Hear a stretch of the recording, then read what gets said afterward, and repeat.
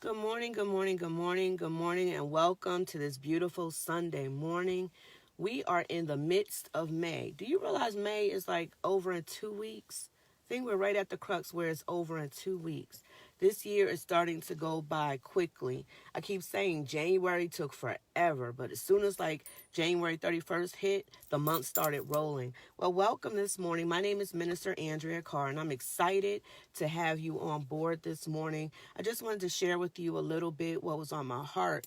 You know, we've been discussing love, the love series. We took a break last week and talked about what was really on my heart for last week, but this week I want to come right back into the love series. We started the week before last talking about love being patient, love suffereth long, as the King James Version would say. And this morning I wanted to continue on the same vein of talking about love. I promise we won't be here long. I had something that was just on my heart that I wanted to share with you. And so I'm going to start right now at First Corinthians, the 13th chapter. It's a part of the fourth verse in that clause where it has love is patient. It also has love is kind. New King James Version reads, love suffers long and is kind. And I like the Message version because it says, love cares more for others than for self. So if you needed a definition of what kindness is, caring more for others than self. So being selfless as opposed to being selfish. So you're caring about other people, you're concerned about other people more than you yourself are concerned for yourself. So love is kind. And I wanted to talk about it a little bit because we know kindness for our friends, our family, even strangers. Kindness may be opening the door for people. It may be saying good morning. It may be asking how people's days are and actually listening.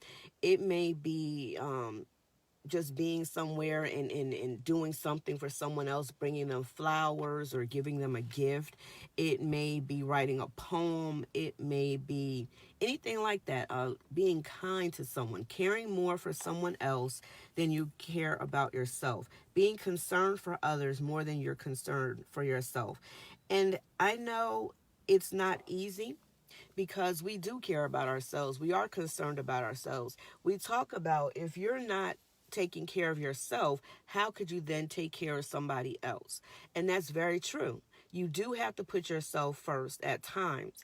But there are times where we really, really, really, honestly, care more for ourselves than we do others to our own detriment, where we're selfish, where we do things for ourselves or we make decisions for ourselves and we don't consider other people. We don't think how other people will feel about it. We don't concern ourselves with what's going to happen with others if I do this. So we have to be very, very careful, be mindful of being selfish, putting yourself first above others, especially in a family, in a relationship, in a friendship, in a business, in an association, wherever there's more than just you that will be affected by things. Think about how your decisions are going to affect other people. I remember growing up, my dad would say, look at the big picture. And I used to hate when he said that because I didn't know what the big picture was. My concern was that small picture, what I was going through right in that moment. How is this going to affect my life right now? Well, my dad was saying, if you look at just that piece, you're missing the whole picture because eventually that little piece of the picture is going to blend in and become a part of the big picture. So the decision you're making for today is not just going to affect today, it's going to affect your tomorrow. It has the possibility of affecting you 10 years from now, 30 years. But not only that, not only does it have the possibility of affecting you, it could possibly affect your family, your parents, your children, your siblings, your loved one, your husband, your wife, whoever. So always make sure that you're not being selfish and making decisions. Make sure you're not selfish in doing anything. Make sure you're considering those around you, people that you are concerned with, people that you care about in everything you do. And I know that puts a lot of pressure on you and a lot of weight on you, but it's the best way. Why? Because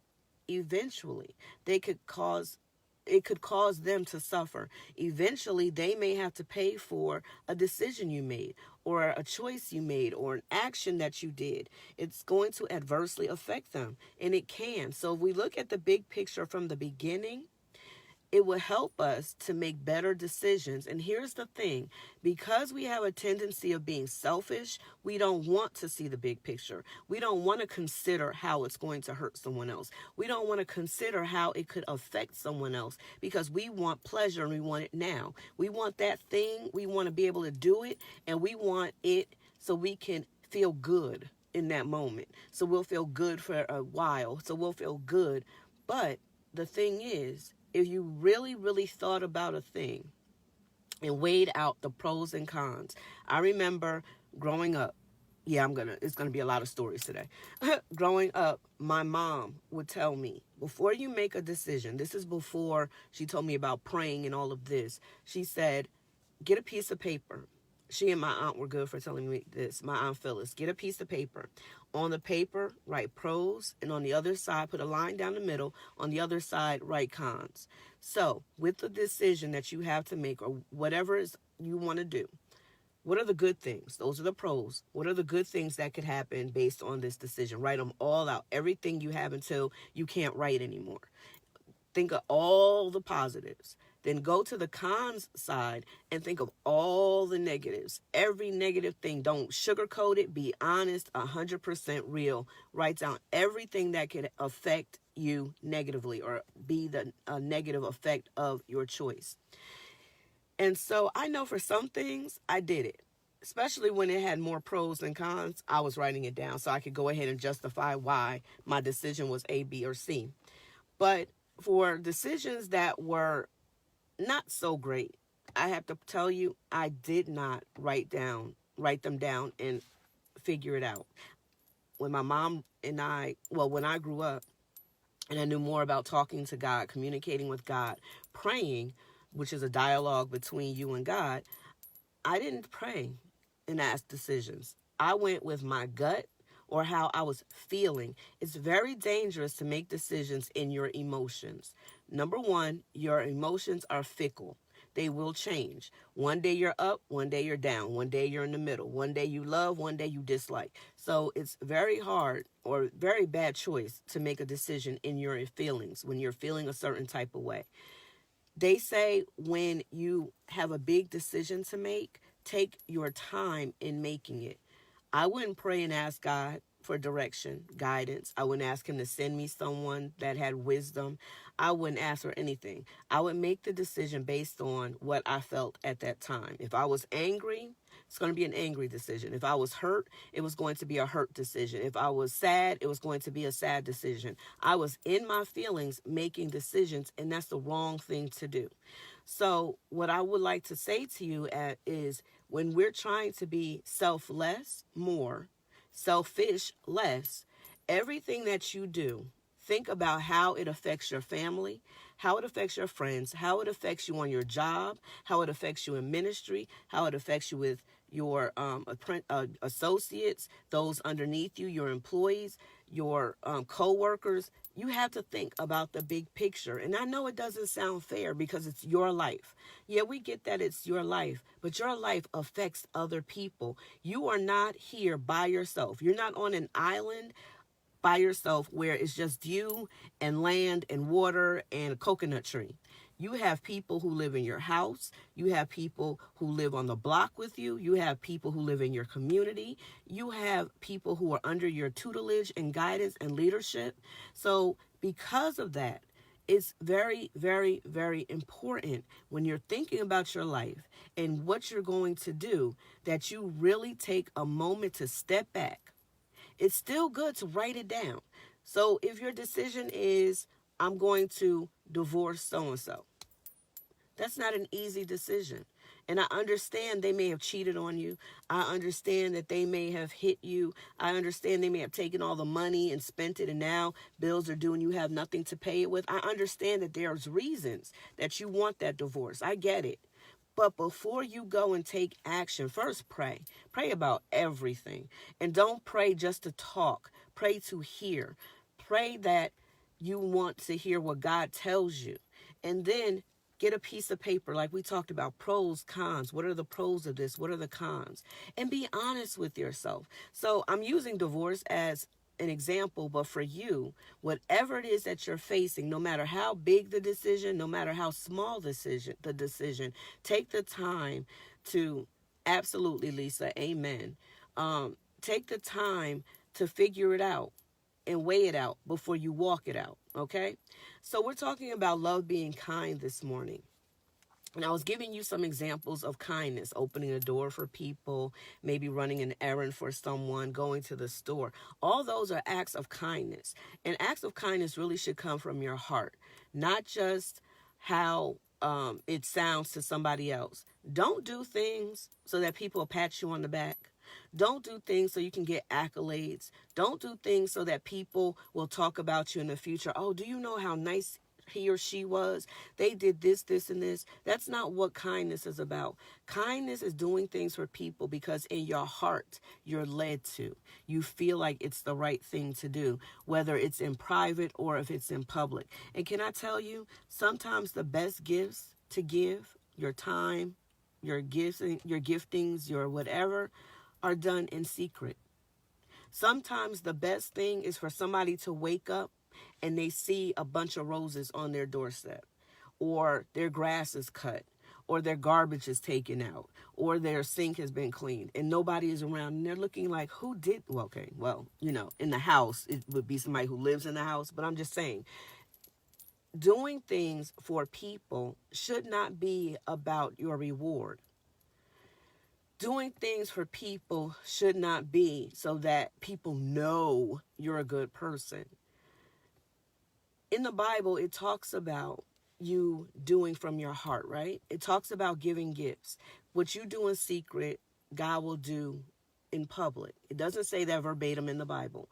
But it basically, what it's saying is, when you do things like that, when you're kind and do things for other people, God will bless you.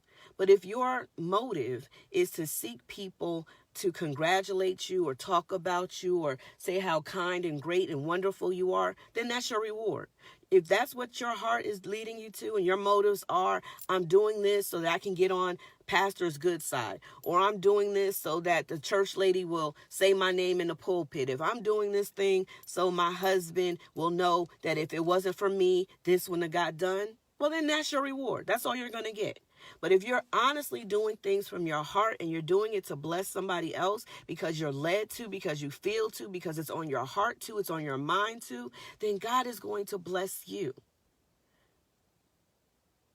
Your motives are so important. Yes, Lisa. Absolutely. What is your motive when you're doing things? Kindness should never be because I want a reward. Kindness should be because I care about somebody more than I care about myself. And can I say this to you? You don't have to know somebody to care about them. You don't have to be in covenant with someone to care about them. You don't have to be in relationship with someone to care about them. You can see someone on the street and your heart is tugged because that person is walking around with a ratty coat on and you have on a nice coat, and you're saying to yourself, I feel bad for that person. The temperature is going to drop to 20 degrees. Let me give my coat. And you don't have to have some big speech and call the newspapers and call the people out and say, hey, I'm giving him this coat. No, take it off your back, walk up to the person, wrap your coat around them and say, God bless you, or I love you, or here you go, and keep it pushing, keep it moving. Yeah, you might shiver to your car, you may shiver to the building or whatever, but you have blessed someone, and it was from the kindness of your heart. You were not seeking a reward. You were not seeking recognition. You were just doing it to do it. And if we did that more, people would be blessed more, and you would get blessed on top of it. You're not doing it for the blessings of God. Let's be clear. You're actually concerned about someone. Someone was cold. You had something to help them warm up, and you gave it to them. You know, we question, and this is not on my spirit right now. We question people so many times. If I bless them, what are they going to do with the blessing? That's not your concern. Your concern is to bless the person. God will take care of if they misuse your blessing. He'll take care of it. He's got your back. He'll handle it. Your thing is God is watching you. He's watching you to see if you're going to do it. And I hear this a lot, and I wanted to address it because there are people who are upset by tithing. Yeah, I'm going to talk about it this morning because I was one of them. People were upset and are upset by tithing because they're saying, I'm not giving a tenth of my money for that pastor, or can we be real, that jackleg pastor, this is what they're saying, to be buying airplanes and limousines and a mansion and Rolexes and red bottoms. Here's the thing. You're not supposed to be tithing for the pastor. You're not supposed to be giving your money to the pastor. You're sowing into the kingdom of God. And if that's the house where you're dwelling, the house that's feeding you, the house that's covering you, the house that's protecting you, you give because God has commanded you to give. God is who said give a tenth. The pastor didn't write in the Bible back when and come back now into the present day to say, give me 10% so I can. God said, give me your first. Give me your best. Give me your tenth. That's a command. He didn't request it. He didn't ask it. It's a command. Give me a tenth to store up in my storehouse. So just because you see your pastor getting all these things, don't hate on it. Don't dwell on it. And I'm not saying that there are people who don't misuse, because there are people who misuse. But God will take care of that person. You don't get in trouble by not doing what God has commanded you to do. So you give, and I don't know why this is on my heart, but this is for somebody this morning. You give it.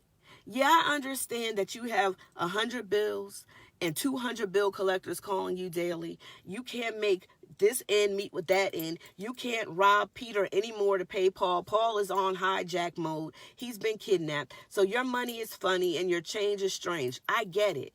But here's what I do know. Can I be honest with you? This is my story. When I tithe faithfully, there were doors that opened. Even if I didn't have the money to do certain things, doors would open. And it would be a miracle before me because I would have enough. Now, by the same token, when I robbed God, because when you don't give your tithe, that's what you're doing. When I robbed God, I noticed that the money that I did have that I was trying to hold on to would slowly leave my hands, sometimes quickly, because then my car would mess up, or my children needed something, or I had to go get this because I no longer had it, or I ran out of something, or I thought I had this. And this is an honest story. This is from me to you. I'm being honest as we're talking about giving this morning and being kind. When I ate my tithe and stole it from God, for real, things would happen. Health issues. Now, I'm not telling you to give your 10% because you're doing it to stop the devourer, even though it's biblical that if you give your tithe, that God will keep the devourer off of you, that he will bless you, that he will open up windows. I mean, that's in the Bible. So I'm saying this to you this morning, to somebody, to say to you, when you give to a person, when you give to an organization, when you give to a thing, don't worry about what they're going to do with the money. And I say this too honestly because there would be homeless people on the street. I would have food. Sometimes I had money. And this one time, I was still in Jersey. Lisa, you might remember this. And I went to the White Castle because we had a White Castle that opened up in Patterson on Broadway. And it was one of my favorites. I used to go to the one in Clifton. And they opened up, and I could not wait to go get my burgers because that's one of my favorite burgers to get is White Castles. So I got mine. I want to say it was like 6 cheeseburgers, some fish fillet, some fries because I was going to eat for me and then have food for the kids. As I was coming through the drive-thru, there was a homeless man standing there. And he said, "Sis, I'm so hungry. I'm so hungry." And I felt, now this is why I said, do it from your heart. I felt in my spirit to give this man the food. Now, I just got the food. I've been wanting these burgers and these fries all day. I've been thinking about White Castles, and I finally had the opportunity to go get it. And here's a hungry man who says, can you spare some of your food? I'm hungry. He didn't even ask for the food. He said, I'm hungry. Can you get me something to eat? That's what he said. And I had the food. I pulled out from the window and I had it in my hand, getting ready to put it on the seat when he rolled up. And so even though my stomach was growling, even though I really was like, I could feed my kids with this, I gave him my bag of food. And he looked at me. He said, thanks. As I was pulling off, this man who said he was hungry, who looked homeless, threw that bag of food in the garbage can. And I was so hurt, angry, and frustrated. I wanted to back the car up and run him over. Okay. I wanted to back the car up and go off. Like, how dare you? God said, keep pushing, keep moving, keep going forward. And I was hurt because I had given what I wanted. I had given what I had been craving. I had given, and someone just threw it away. How dare they?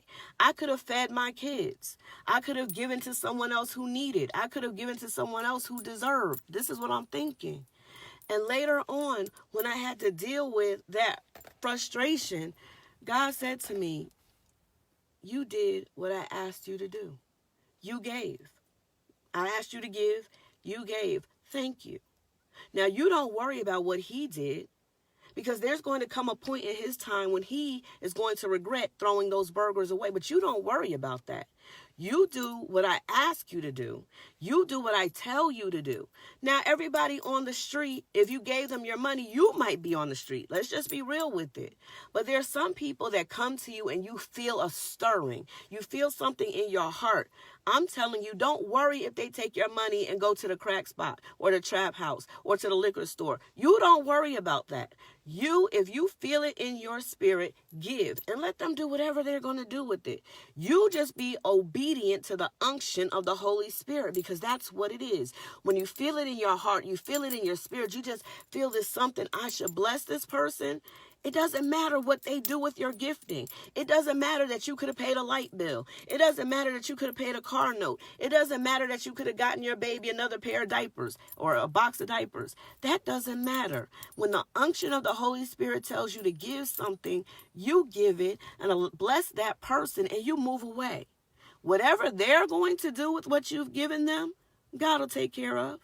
They could bless it. He can bless it and make it more than what you gave. He could curse it. Let's just be honest, because they've misused it. But it's not on you to decide. You don't get in trouble because you've been disobedient to the voice of God. And that's what I'm telling you about when I'm talking about kindness. Being kind to people is a requirement of God. How, Andrea? Well, 1 Corinthians 13 says, love is kind. And what is the commandment of God? Love who? Him, right? But there's another part to that. Jesus left us with two great commandments. The greatest of these commandments is to love who? Others. So if God's commandment is to love, and then 1 Corinthians 13, the 4th verse, the second part of that sentence says, love is kind, you being kind is what? A commandment from God. Love being patient is one of them. God is saying, I want you to love others. So I need you in your loving of others to be patient with them. But what we're focusing on today is being kind to those people that you're supposed to love. Well, Andrea, who am I supposed to love? Love your neighbor as yourself. Why didn't God say love your family member as yourself? Love your coworker as yourself. Love your best friend as yourself. Because it's easy to love people. Well, okay, let me not say easy. It is sometimes easy to love people in your family. It's easy to love people who love you. But God used neighbor because neighbor is next door. The neighbor is not in your house. You don't know what's going on with your neighbor. And if you know, like I know in 2019, we really don't know our neighbors anymore. Back in the day, we knew everybody up and down a 2-block radius. We knew who was on our block. We knew who was on the next block. We were making friends. We were outside playing. We were having block parties. We were getting to know each other. So back when in the 70s, 80s, 90s, pretty much we knew our neighbors. But now, 2019, Everybody doesn't know their neighbor. And not only do they not know their neighbor, but sometimes your neighbor is the meanest person on the block. Well, God is using neighbor, someone next to you, because you don't know the business of the person next to you. You don't know what they're going through.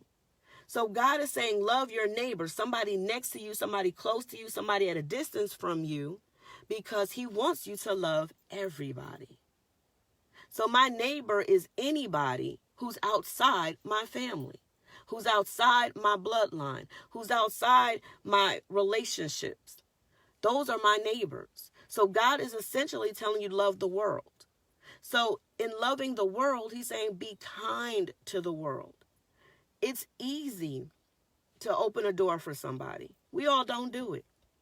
We're in a big rush, or we got things on our mind, or we've had a bad day. So we walk through the door. And yes, gentlemen, you know how I feel about that. If there's a woman at the door, why are you not holding it for them? Heck, these days women hold doors for men too. But I'm just saying, gentlemen, open the door for a woman that you see standing there. It's just nice. It's kind.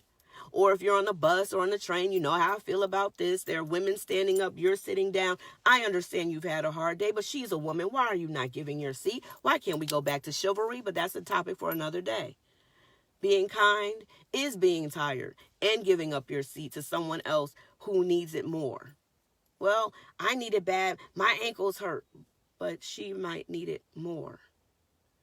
That person might need it more. The pregnant woman might need it more. The woman with the 3 kids jumping up and down might need it more. The elderly woman who's sitting there might need it more. Being kind. It's easier to do those things for people. But what about being kind to people who've hurt you? What about being kind to people who have talked badly about you? What about being kind to people who doubt your gifts? Who doubt your talent, who doubt your skills, who doubt your promotion? What about those people that you've been kind to who've taken your kindness for weakness? What about those people who have walked on you like a doormat? Andrea, are you telling me that I'm supposed to be kind to these people? Love is kind.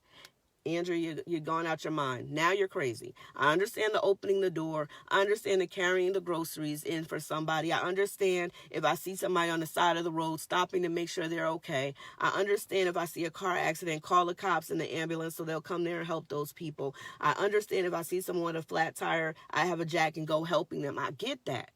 But when you're saying to me to be kind to people who have hurt me, who have despised me, who have betrayed me, who have talked badly about me, now you're pushing it just a little bit too much. When you're telling me to be kind to mean people, nasty people, people who look like they've been dipped in lemon juice every day of their lives, you're telling me to be kind to these people? Andrew, you have bumped your head. Yeah, that's what I thought too. But I have scripture for it. And I want to share it with you this morning. If you have your Bibles available, turn to 1 Samuel, the 25th chapter. I'm going to read some verses out of the easy to read version. You know, that's one of my favorites, but you can follow along in King James, the CEV, the NIV, the NSAB, whatever you have. 1 Samuel 25th chapter, starting with the first verse. Samuel died. All the Israelites met together and mourned his death. They buried him in his home in Ramah. Then David moved to the desert of Maon. There was a very rich man living in Maon. He had 3,000 sheep and 1,000 goats. The man was in Carmel taking care of some business. He went there to cut the wool from his sheep. The man's name was Nabal. He was from Caleb's family.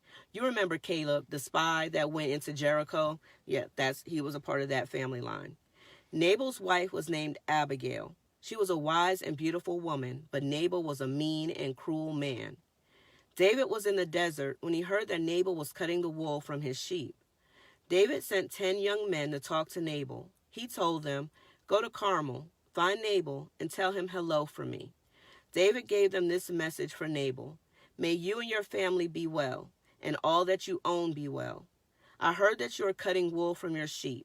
Your shepherds were with us for a while, and we did nothing wrong to them. We never took anything from your shepherds while they were at Carmel. Ask your servants, and they will tell you this is true. Please be kind to my young men. We come to you now at this happy time. Please give these young men anything you can. Please do this for me, your friend, David." David's men went to Nabal. They gave him his message. But Nabal said, "Who is David?" Who is the son of Jesse? There are many slaves who have run away from their masters these days. I have bread and water, and I have the meat I killed for my servants who cut the wool from my sheep. But I won't give them to men I don't even know." David's men went back and told him everything that Nabal had said. David's response was, "Put on your swords." So David and his men put on their swords. About 400 men went with David, while 200 of them stayed with the supplies. Let's stop there for a moment. So let's talk about this, because we just talked about people who do you wrong or talk badly about you, right? People who hurt you and betray you. Well, here we have a story where David is in the desert, right? And he's running. He has not yet, he is on the throne. I take that back. And so what he's saying is God has selected him to be king. What he's saying essentially is this: while in the fields, while I was running, while we were hiding, while we were not set where we were supposed to be, we kept a watch out. And your people, your shepherds, were there. While they were there doing what you've asked them to do, to take care of the flock and move the flock, we protected them. We made sure nobody hurt them. We made sure nobody stole your sheep, your goat, your cow, your chicken, your whatever was out there. We protected them. We made sure that they were good. And they went back to you safely. So now we have need. We need food. We need shelter. We need whatever it is. We need it. You have it. You're a rich man. So we're asking for your kindness. We're asking for you to bless us because we're in need right now. And we're not even asking you specifically for anything. We're asking whatever you can do, please do for us. Please give to us. Please send to us because we have need. We want to be fed. We want to eat. We want to drink. We want to have shelter. Whatever you can do to bless us, bless us. Here's where it gets crazy. Nabal said, who? David. Who's David? Who's the son of Jesse? Who cares who he is? People run away from their slave masters all the time. So essentially what he's saying is, I don't know a David. And so what? He's the son of Jesse. I don't know Jesse. I don't know Jesse. I don't know his son. And you can be a slave that ran away from home. I don't know who you are. But I'll tell you this. What I am going to do is bless those people who have been cutting the wool off the sheep. My slaves, my workers, those that I'm over, I'm going to bless them with food. You, I don't know, I'm not going to bless you. That kind of sounds like a neighbor, right? You who I don't know. Because I don't know David. I don't know Jesse. I don't know the son of Jesse. You could have been a slave that ran away. So essentially he's saying, I don't know you. So because of that, even though I have all of this, and even though your story sounds good, you protected my people, my shepherds, while they were out in the field. You made sure no one hurt them. They were good. And they can vouch for your story. They standing here right now telling me David was the one. He and his army, his soldiers, they took care of us. They made sure we're safe. Yeah, we could back up his story. Even though I have all this information, I'm not giving you anything. And I don't care who you are. That's what Nabal said. So, Andrea, what you're saying to me is that you're telling me to be kind to someone who is mean and cruel. That's what the Bible said about him. You're telling me to be kind to someone who will say, I don't know you. I don't care to know you. I don't care about your background. And I don't care how you bless my people. I'm not going to help you. So you're telling me, Andrea, that even though people talk about me, people use me, people willingly and openly say negative things. They don't believe me. They despise me. They hate me. They throw shots at me. They throw shade all day. You're telling me that you want me to be kind to these people. Yes, I am. Yes, I am. I am telling you that because there are going to be people in your lives who've never heard of you. Yet you've done something to bless someone that they know. And all they have to do is ask the person that you helped, hey, do you know this person? But they're not going to. They don't know you. So they're automatically going to shut you down. They're not going to know your history. They're not going to know your lineage or who you're connected to. They're not going to want to know. They're not going to try to find out. They're not going to even worry about what your title and position will be in the future. They're not going to worry about who God has called you to be. They're not going to worry about any of that. They know that right now is when you're asking for help. Right now is when you need assistance. Right now is when you need a miracle. Right now is when you need a blessing, and they have it. They have it right in hand. It's right in their hands. It's right in their pockets. It's right in their bank account. It's right in their household. It's right on their desk. And they're still going to tell you no. And they're going to say it in such a way, not like, oh, I wish I could help you. They're going to say, no, I don't want to. It's a no from me. I'm not going to do it. You're the weakest link. Goodbye. They're going to speak to you in a way that's going to cause you to feel some type of way. They're going to speak to you in a way that's going to cause you to be angry, hurt, disrespected, upset. Andrea, so when I'm feeling like this, you're telling me that I need to be kind to this person. Yeah. Yes, you do. Because here's the thing. I want you to always remember this. If you don't remember anything else that I'm saying today, God fights your battles. Did you hear me? God will fight your battles. You don't fight your battles. God will fight your battles. When you take things into your own hand and you do things, God has to deal with what you've done. So if you do a good thing, God's going to take care of you in a good way. If you go ahead and do a bad thing, God's got to address the bad thing that you've done. So he's going to have to essentially punish you for the bad thing you've done. Well, Andrea, you're telling me that when they talk bad about me and it hurts and I'm crying and they're out in public doing it, don't defend yourself? You don't have to. God will take care of it. Oh, trust is easy to say. I promise you, it's so easy for me to be sitting right here and saying that to you, but it's so hard to do because I've been there.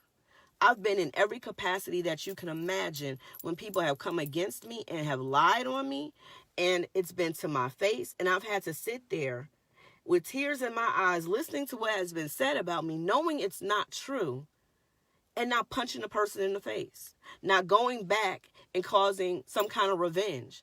Yeah, because vengeance is mine, saith the Lord.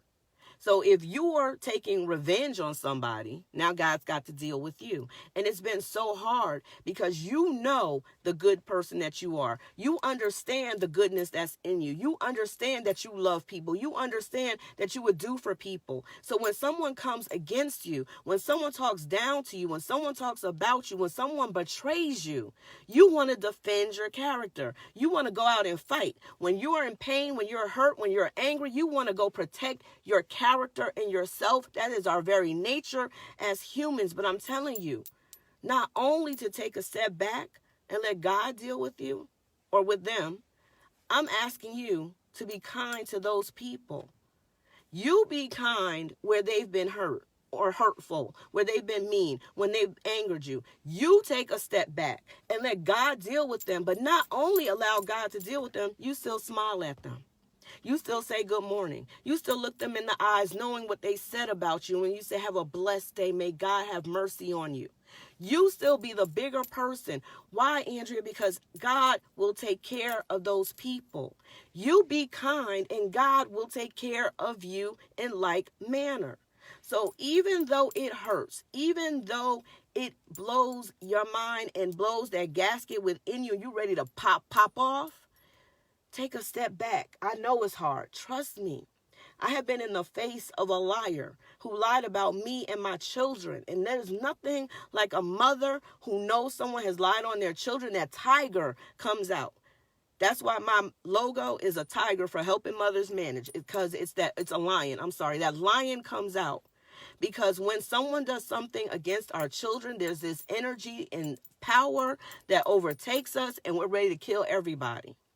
But I have been in the face of a liar, and they stood there not knowing that I know the lie, not knowing I know that they talked about me and my kids, and I've had to sit there and look them in their face and smile. Good morning. How are you? And they think everything is copacetic, and I wanted to just reach in and take their trachea out of their neck, take their brain out their head, and just stomp a mud hole in them. But instead, I heard the voice of God say, do nothing. Don't do a thing. And I've had to walk away feeling like a punk.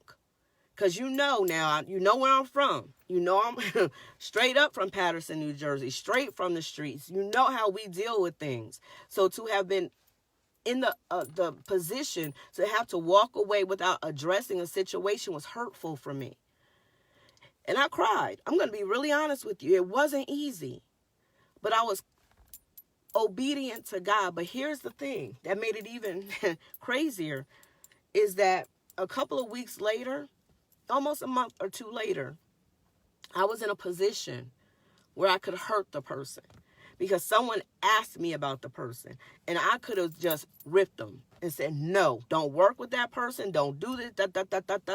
Oh, yeah. I could have put my mouth on that person, and it would have been all negative, and they would not have been blessed. And I'm not doing this. I'm not telling you this to pat myself on the back. I'm telling you this because it was the hardest thing to do. And so when I had the power to do something negative to the person who did something negative to me, and God said, there were no words. I promise you. I just felt like God was just clearing his throat. And I said, they're good people. Because the job that they were called for, they were qualified for, and they were good in what they did. There was no lie there. Yeah, they're good at what they do. And I left it. And it hurt me because I really wanted to say, but do you know you're not going to be able to trust this person? Don't tell them anything. They're going to lie on you. They're not a good friend. Keep them. I couldn't do any of that. All I could say was, yeah, they're a good worker. They'll do a great job for you. And walk away, and still had tears because it still hurt me. And later on, I heard God, there was this peace that washed over me. There was a peace. It was weeks later. I didn't even know what it was regarding, but there was this peace over me. And I went on my knees and I said, I forgive this person. They never said I'm sorry, still to this day. Still never said I'm sorry. Still never apologized. Still never tried to make amends, try to make things right. Never. But I went on my knees and said, I forgive this person. I'm done. I don't want them to have any power over me. I'm done. I'm moving forward. Never saw the person. I don't know if God did anything to the person. That's not my concern. I had to be cut free.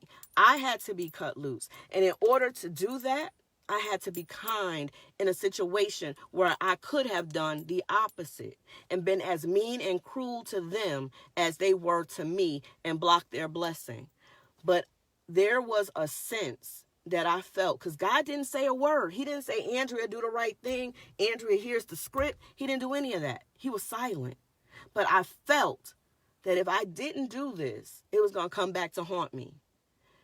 So I, even in my flesh, who did not want to give them props, who did not want to give them a positive recommendation, did anyway. And I'm telling you this because love is kind. Love is kind even when it hurts.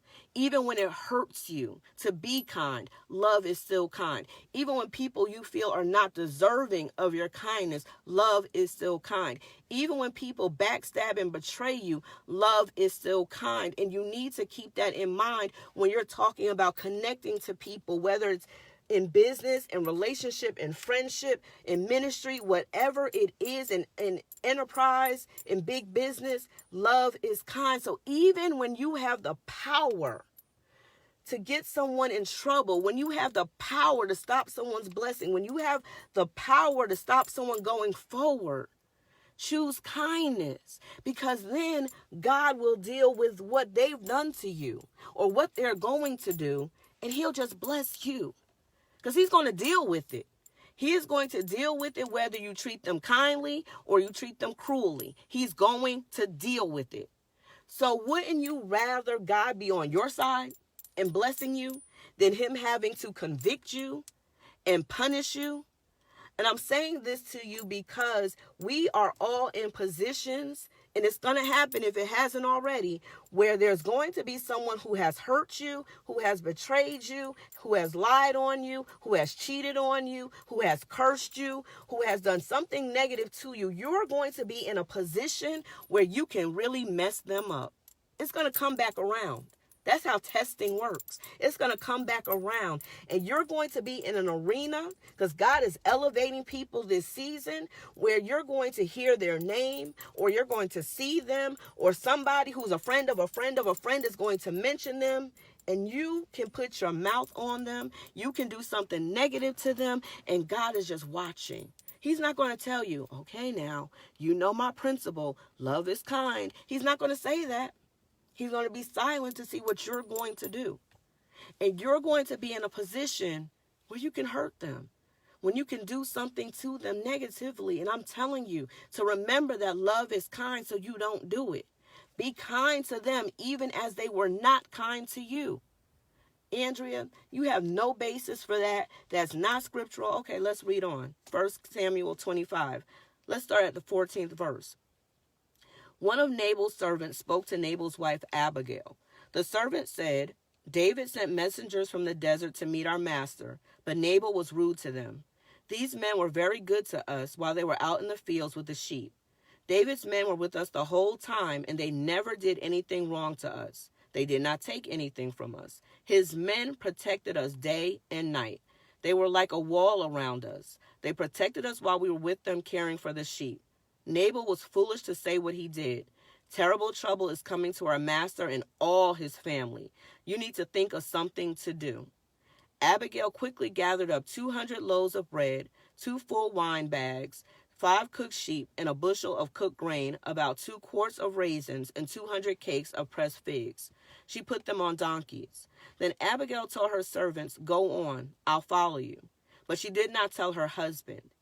Abigail rode her donkey down to the other side of the mountain. She met David and his men coming from the other direction. David was saying, I protected Nabal's property in the desert. I made sure not one of his sheep was missing. I did all that for nothing. I was good to him, but he was rude to me. I swear, I won't let even one man in Nabal's family live until tomorrow morning. Just then, Abigail arrived. When she saw David, she quickly got off her donkey and bowed down with her face to the ground in front of him. Abigail fell at his feet and said, Sir, please let me talk to you. Listen to what I say. Blame me for what happened. I didn't see the men you sent. Sir, don't pay any attention to that worthless man Nabal. His name means foolish, and that is what he is. The Lord has kept you from killing innocent people. As surely as the Lord lives, and you as well, may your enemies and anyone else who wants to harm you be as cursed as Nabal is. Now I'm bringing this gift to you.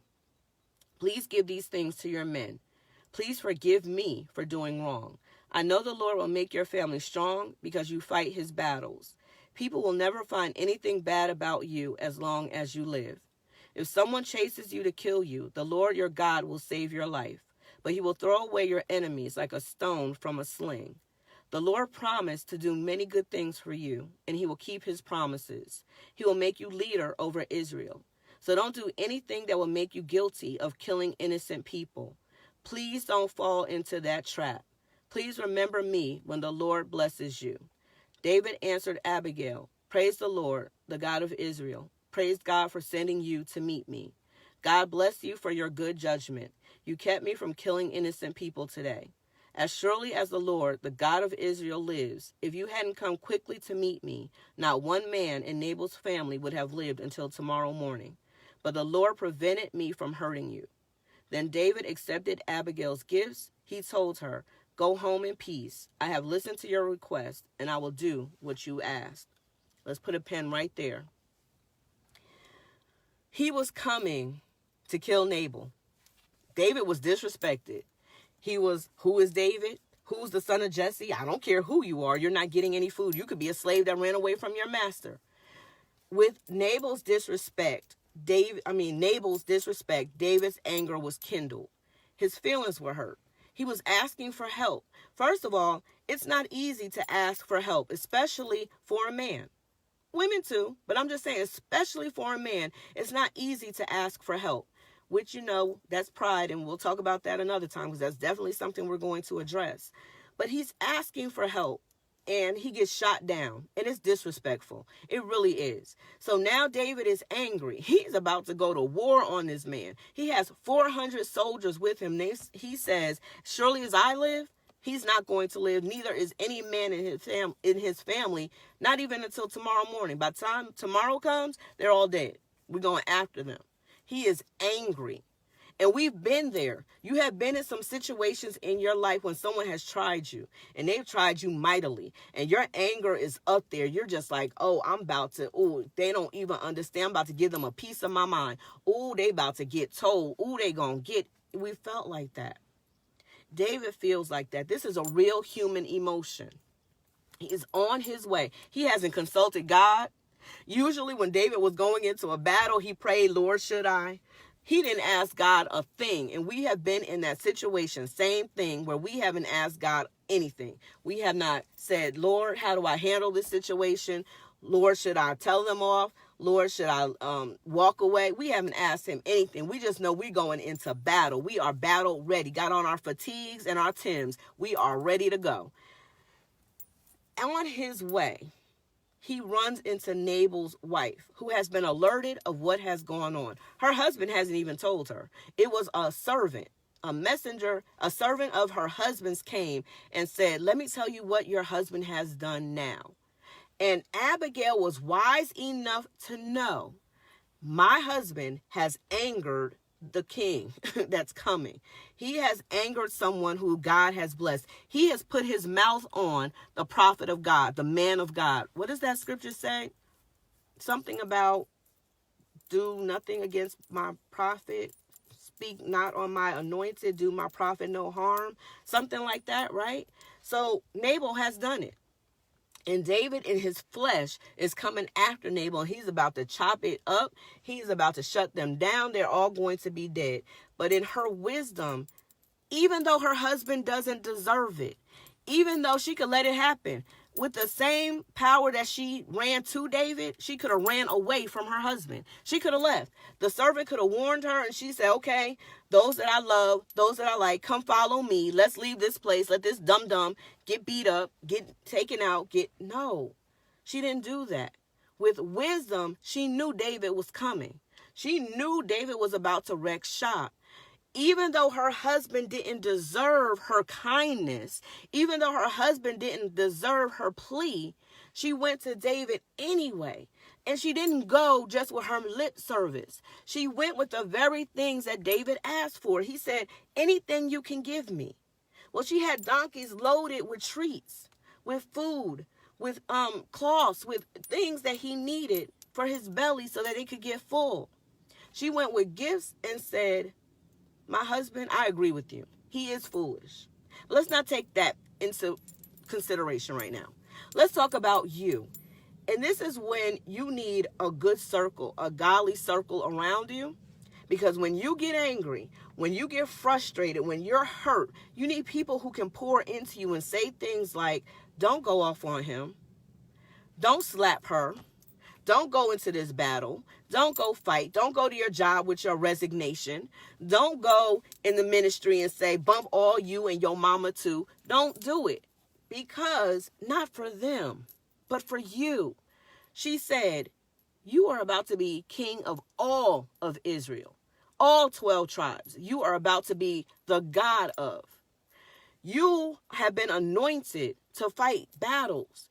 God has blessed your life. You don't want to risk it to kill this man who's not even worth it. Walk away from it. And the very things you wanted and needed, I have them. Here they are. Here you go. This is for you. And you need people in your circle, in your atmosphere, in your presence, when you are angry and hurt, that will tell you, think of the big picture. Remember the big picture we started talking about? Like my dad used to tell me, think of the big picture. If you do this one thing right here, how is it going to affect you 10 years from now? How is it going to affect your children, your grandchildren, and your great-grandchildren? How is it going to affect your spouse? How is it going to affect your business? How is it going to affect the baby that God is birthing within your belly? How is it going to affect? This is why you need to see the big picture. This is why I started talking about it in the beginning. We're coming full circle now. Where your decisions won't adversely affect other people, that's false. They will. Look at David. She said, if you had killed my husband, do you want people to really think that about you? That you're a murderer? Killing innocent people? Is that how you want people to think about you? So do you want people in your family line to say, we could have been wealthy, but he went and spent all our money because he was addicted to? Or do you want to go get some help? Do you want people in your lineage, in your posterity to say, we have this curse on us because he didn't stand up and break that curse? He didn't go and ask God to get this lust off of me, get this greed off of me, get this jealousy off of me, get this envy off of me.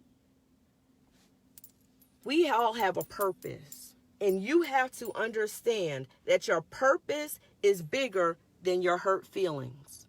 Your purpose is bigger than your anger. Your purpose is bigger than your hurt. Your purpose is bigger than someone betraying you. Your purpose is bigger than somebody hurting your feelings. Oh, it hurts. It doesn't feel good. It feels bad. Trust me, I understand. But your purpose is bigger than that. David was about to be king of 12 tribes, all of Israel. That purpose was bigger. And she reminded him who he was. And she was so slick about it. She talked about a sling. Remember that? You remember she said a stone from a sling. How did David kill Goliath? He didn't use a big battle axe to knock him down. He didn't use a gun. He didn't use a sword or a machete. He didn't use any of that. He used a stone, a smooth stone, and a sling. So she reminded him of who he was and how God put victory in his hands. You need people around you that are going to remind you of the battles that you have faced before and have won. Yeah, remember when Cicely said this about you, but you got through it. Remember when the bill collector said they were going to repossess your car, but you got through it. Remember when you had that eviction notice on your house, but you got through it. Surely, if God was with you during those times, he's going to be with you while your feelings are being hurt, while people are betraying you, while people are being mean to you, while people are being cruel to you. God will still be there. You just keep pressing forward, because all of this pain, all of this anger, all of this frustration is going to help you to become better where God places you. You're going to remember the things that people did to you and be able to move forward in your purpose because it didn't stop you. So because your cousin slept with your fiance and it broke your heart, it's preparing you for when you get into that boardroom and they're saying some things to you. You having someone steal your fur coat back in the 80s is preparing you for when you go to these people who are going to be stealing your ideas in the future. You're going to know how to act because you've gotten through it, so you're going to get through this too. All that you go through helps you get to the place that God has for you to go, and he has it that way so that you're prepared for what's coming. All these negative things are to strengthen you for where you're going. So you don't get out of character. You don't get out of who you are to go get someone told, to go off on people, to try people back, to cause vengeance, to be yours instead of God's. No, that's not what it's for. He's strengthening you so that where he's taking you, you will be prepared and be able to stay there and stand there because you've already been tried in the fire. Well, Andrea, that all sounds good. Okay, I see where it is for me, but I don't see God handling my battle. Nabal is still there. She saved his life. So now he's good. He's disrespected me, and he still gets to do what he does. Let me read 1, 2, 3 more verses to you, okay? Starting at verse 36. Abigail went to Nabal, who was in the house. He had been eating like a king, and he was drunk and feeling good. So Abigail told Nabal nothing until the next morning. The next morning, Nabal was sober, so his wife told him everything. He had a heart attack and became as stiff as a rock. About 10 days later, the Lord gave him a stroke, and Nabal died. God will fight your battles. You just do what he's asked you to do. You be kind to people. What is it? Your kindness will put hot coals on their heads, will feel like hot coals on their heads. So when they've done something to you, but you're still sweet to them, when you're still kind to them, when you're still doing for them, it's going to reap hot coals on their head. Right when they think they got you and you're weak and they've done this to you and you're still sweet to them and nice, and they're saying, Oh my gosh, I did this. How can they still be nice to me? Oh my gosh, when are they going to snap off on me? When are they going to do something? Can I say something to you I think is really funny? The best revenge, and I don't mean taking revenge on people, but there's nothing like, and this is my flesh talking, this is not of God. I just wanted to share this with you, something practical that I've realized in life. When someone has done something to you and you don't retaliate, don't you know they're more concerned about when you're going to retaliate? They're always looking over their shoulders like, okay. And I thought about this. This is the fleshly part. That I was watching this movie, and this man had cheated on his wife, right? I think it was a movie. Maybe this is a movie I'll be writing. I don't know. He had cheated on his wife, and she found out about it. Oh, yeah, it was a movie. I know what this is. It actually was War Room. And if anybody saw War Room, this part right here, one of my favorite parts. He cheated on his wife. He didn't sleep with anybody, but he was on a date with someone. He got sick before he could go any further. He got sick in the bathroom and he had to leave. When he got to the house, his wife had prepared him dinner, and she was so sweet, and she was so kind, and she was so loving. He went into the room to put his stuff down, and her phone was there, and a message came through. And he was looking at the phone, and on the message it said, "Did you ever find out about your husband cheating with that woman in Atlanta when he came to visit or whatever? What did you do about that?" So then, now he knows, his wife knows that he was with another woman. So now he comes back out to the table where this big meal she has cooked for him is laid out on the table. And he sits down and he's looking at her strangely because he's like, she knows I cheated. She's made a big meal for me. She's trying to kill me.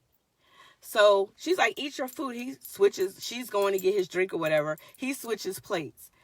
And she starts eating like, oh, this is so good. And he's just sitting there like, is she going to do something to hurt me? She never says a word to him about it. Never says anything. And he is like destroyed. I don't know if she's going to do something to me. Well, can I tell you, it cracked me up because it really does happen like that. When people do something to you, and it's not a reason to do it, please. That's why I'm saying that's the fleshly side of me. It tickles me sometimes. When people do something to you and they know they're wrong and they know they've done it and they know that you know they've done it, the way that they act around you tickles me. I have seen it where they're walking on eggshells, and that's not a reason to do it. I'm really promise you, this is my flesh talking. This is nothing of God. This is not spiritual. But the way that they act, it's like you've forgotten about it. You've moved on from it. You're not even pressed anymore. You have forgiven it and have moved forward, and they're still dwelling in it because they're waiting for the axe to fall. They're waiting for you to go off on them. They're waiting for some kind of punishment from you. They're waiting for something negative, and it doesn't happen. But they're just always looking over their shoulder. Okay, this is the day. Let me be prepared. Let me have my guard up. She says, I'm going. It's going to happen. And you've moved on. And so I have had to honestly release some people because it's been really, really, really funny. And I've had to let them know, like, look, I've moved on from it. You're good. We're good. It's all good. Now, will I let them up under my arm? No. We ain't going to be that close to me so you can jab the dagger again. No, that's not going to happen. But I have released you and forgiven you. You go on with your life. I'm going to go on with my life. We go on with our lives. They may not ever cross again, but I want you to have some peace. So I'm telling you today, love is kind. You need that. You need kindness in your life. You need to walk that out, especially now that we're looking to be in godly relationships.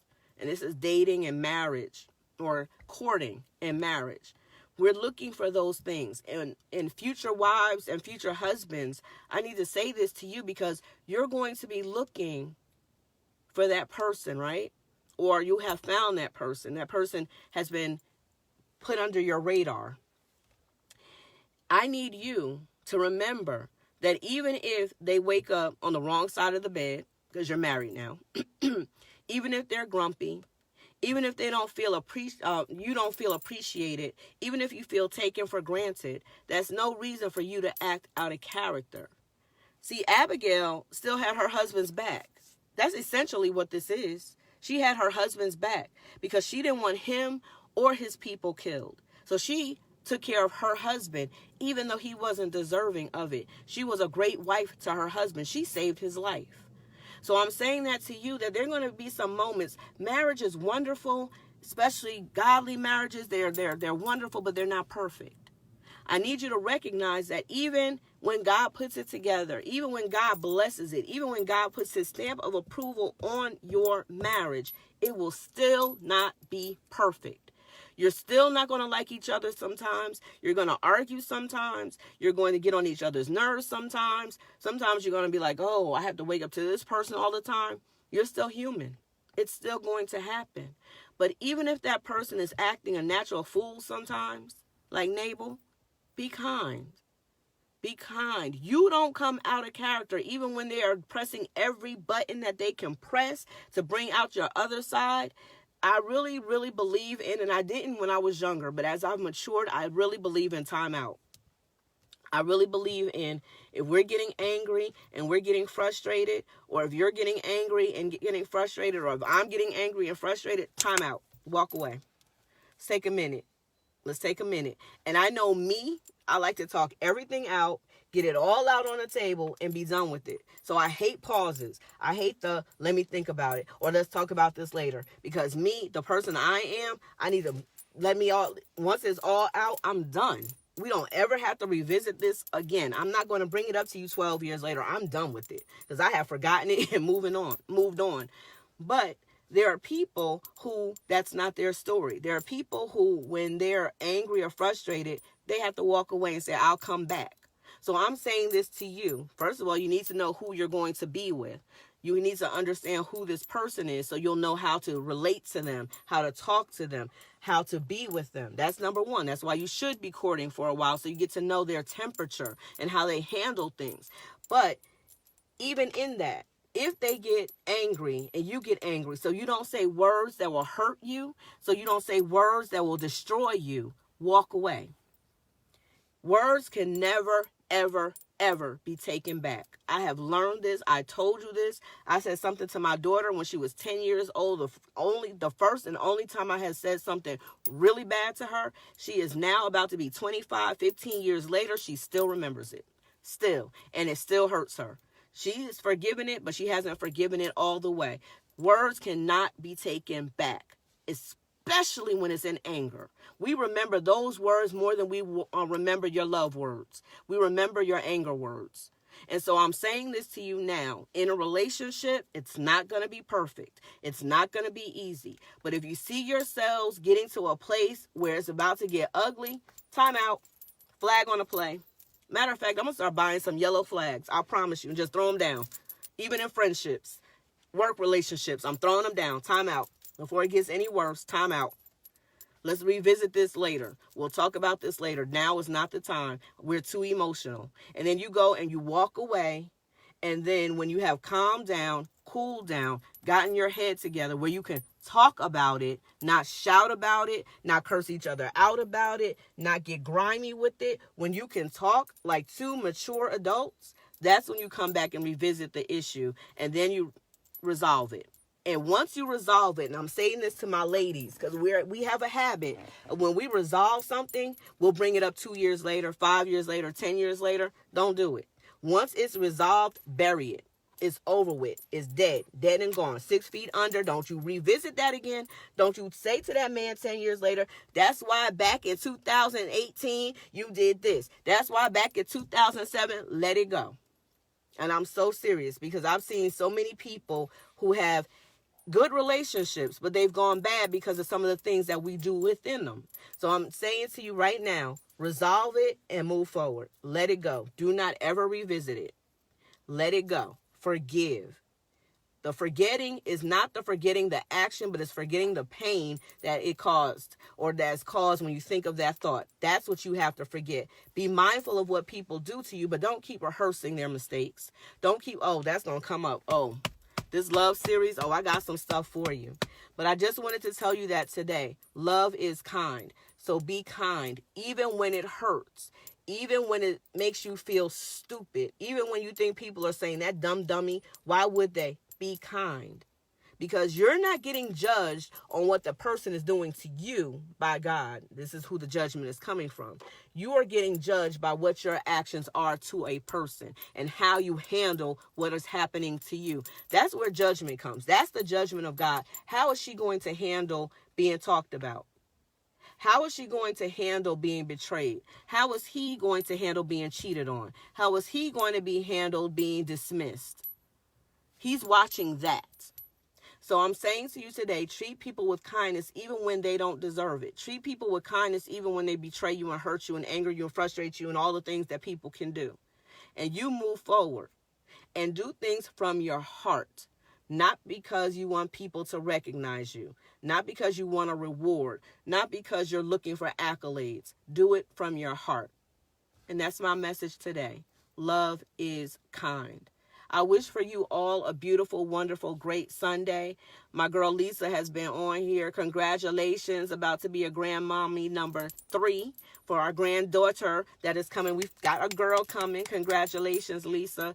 Thank you for everybody who tuned in today. Good morning. I didn't get to speak to you all, but I saw you all coming in, and I thank you for being a part of just some words I had this morning about love being kind. Now, you be kind today and do something for somebody. Not because I told you to, but because God laid it on your heart. I love you, and I'll see you next Sunday. God bless you.